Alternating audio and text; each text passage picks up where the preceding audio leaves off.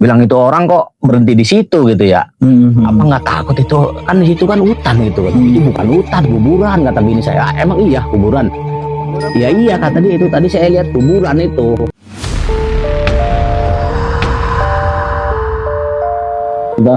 Assalamualaikum dan selamat lagi nih, berjumpa lagi dengan saya Thomas di acara podcast horor Menyan Racing. Kali ini tim Menyan Racing akan mendatangkan seseorang asal Pandeglang. Narasumber saya ini pernah dibuat bingung daerah Purwakarta. Dia itu jalan gak nyampe-nyampe sampai jam 11 malam.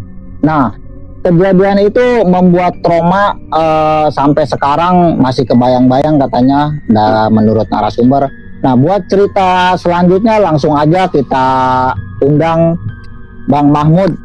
Nah teman-teman, di samping saya ini udah ada Bang Mahmud asal Pandeglang. Nah dia ini punya pengalaman horor waktu itu di daerah Purwakarta Jatiluhur. Dia itu 4 orang masing-masing pasangan, dia itu sempat dibuat keder sama bingung nih. Langsung aja ya kita tanyakan. Assalamualaikum Bang. Waalaikumsalam warahmatullahi wabarakatuh. Bang Mahmud asal Pandeglang ya? Iya.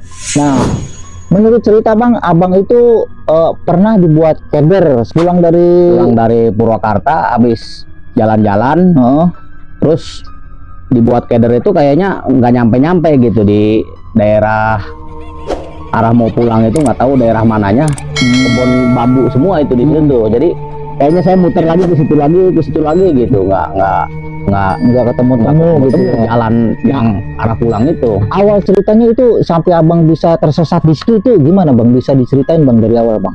Nah saya kan waktu itu 17 Agustus pas liburan ya kan, saya tuh sama istri, terus teman saya juga sama istrinya, pas sudah gitu tuh ajak jalan-jalan ke sono, ayo kita ke Pasir Gombong gitu ya kan, di bendungan itu kan rame katanya kan. Nah pas itu saya ke sono jam 9 pagi, saya berangkat ke sono. Pas nyampe sono tuh saya biasa ya kan, cari warung yang ada tempat makannya, terus enak buat nyantai, terus ada karaokeannya. Saya kan hobi nyanyi juga tuh.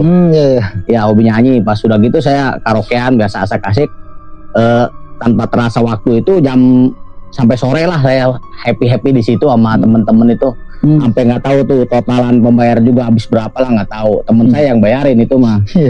Nah pas udah gitu pulang dari sono tuh jam habis maghrib, habis isya lah pokoknya tuh, dari jalan-jalan ya, itu habis isya.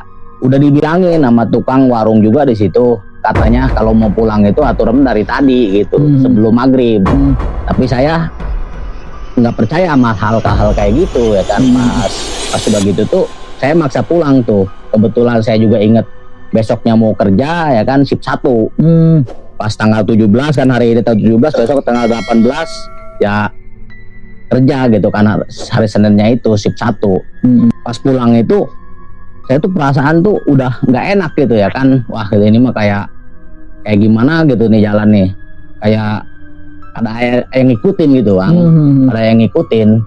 Pas itu bener aja gitu, nggak taunya pas di perjalanan itu pertama-tama tuh motor saya mogok tuh, tiba-tiba mogok tuh, mati sendiri gitu kan. Temen saya mau bablas aja tuh, terus nggak tahu bahwa saya motor mogok gitu. Pas udah gitu hidup lagi motor, nggak diselang apa, biasa saya diemin dulu, hidup lagi, di starter hidup lagi. Saya jalan terus, pas menuju agak kampung yang hutan-hutan gitu ya kan. Ya disitulah saya tuh ngerasa bingung tuh, jalan tuh nggak ketemu gitu, muter dari sono jam isya itu. Pas di situ tuh saya lama banget gitu kan, ini muter terus gitu, nggak ketemu jalannya itu. Jadi dibuat keder gitu. Dibuat keder.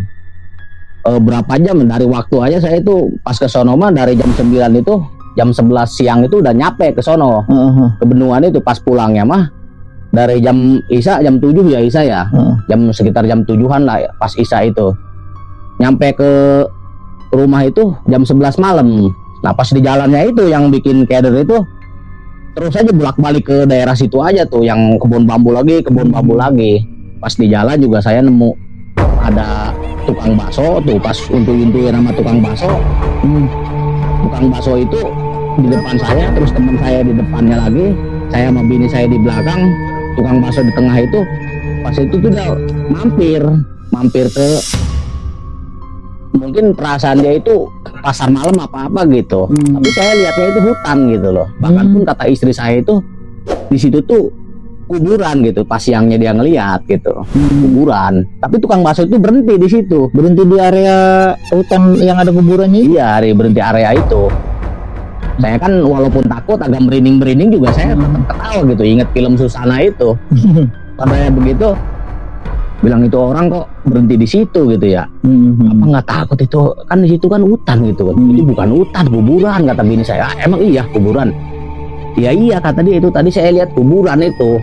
Tapi si tukang bakso itu berhenti di situ. Berhenti di situ kayak seolah-olah dia mau jualan di situ. Berhenti itu. Wah, bilang saya motor agak ini juga ya kan mau berhenti saya tapi takut. Udahlah jalan aja tapi pelan. Temen saya juga sempat ngelihat. Itu tukang bakso berhenti di situ.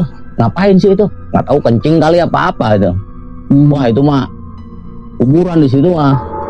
Bukan itu kata teman saya juga ngomong begitu. Itu mah kuburan bukan pasar malam apa nggak ada kampung di situ mah. Padahal sepi situ ya. Sepi di area hutan kayak gitu ya. Pas gitu udah saya bablas saja terus. Akhirnya pas di jalan sebelah sononya lagi saya tuh merinding lagi tuh pas di area jembatan yang mau arah ke Loji itu udah mau ke kampung tuh. Itu udah pusing banget ya nyari jalan tembus ke Loji itu. Saya tuh pas mau arah pulang ke Cikarang itu pusing banget udah.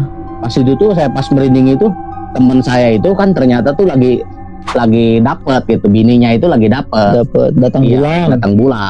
Ya, lagi datang bulan.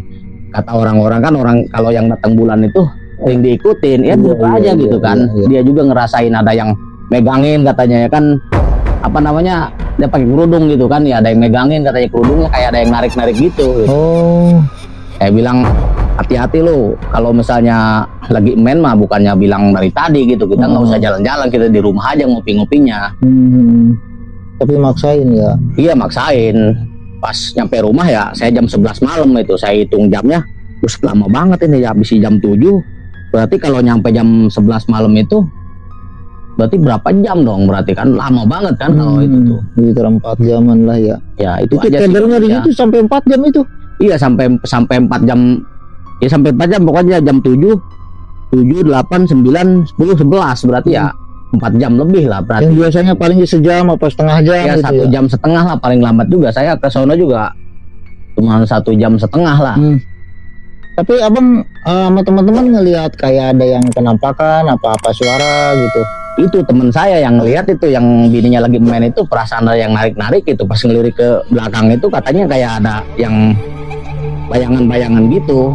Bayangan-bayangan nggak tahu apalah gitu. Tapi saya mah kan nggak ngelihat gitu. Kalau saya mah teman saya itu ceritanya seperti itu.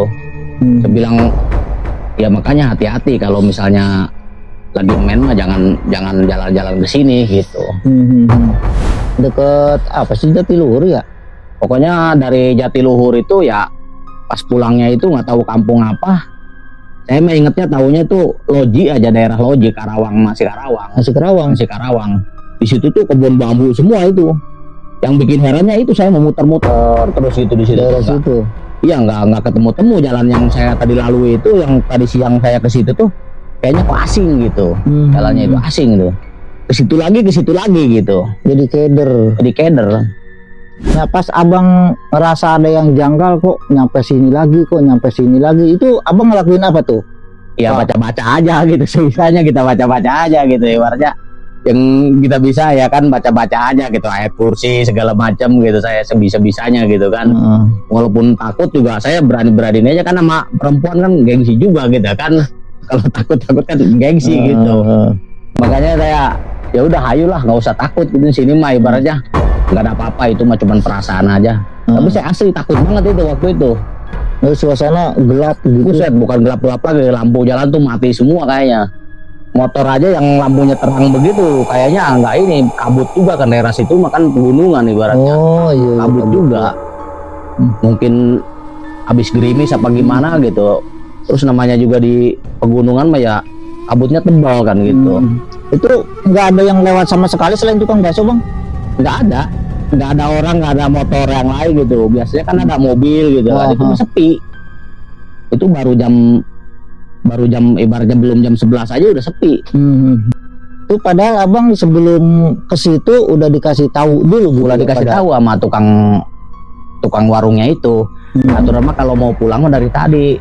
Tanya kalau jam segini kok mau pulang, udah nginep aja di sini juga banyak penginapan katanya. Kalau mau saya tunjukin gitu penginapannya. Cuman saya ingat mau kerja, jadinya saya udahlah pulang aja lah, maksain gitu kan. Aslinya mah udah takut gitu. Soalnya juga udah ngerasain udah ngerasain wah ini mah nggak enak gitu ini mah. Ada kejanggalan nggak enak lah ya perasaan gitu kan. Tapi ya kita karena mau kerja gitu ya udah maksain aja gitu. Itu motor mati, itu akibatnya itu motor mati, terus ketemu tukang bakso yang aneh itu berhenti di tengah hutan, yang dibilang kata isi saya mah itu kuburan. Emang saya juga ngelihat samar-samar tuh siangnya kalau nggak salah emang di situ tuh kuburan gitu kan. Tapi tukang bakso masuk ke area itu, masuk ke area situ, dia itu kayak orang mau jualan gitu. Iya, seakan-akan di situ banyak orang kali ya. Iya. Kayaknya mungkin dia tuh, wah ini mah rame gitu di sini, saya jualan di situ. Saya walaupun takut, merinding, tapi saya tetap ngomong itu tuh ngomong ini mah kayak di film Susana gitu, ini mah kayak gini mah tuh. Nah, abang setelah punya pengalaman kayak gini, kesan abang apa tuh? Takut, makin berani apa gimana?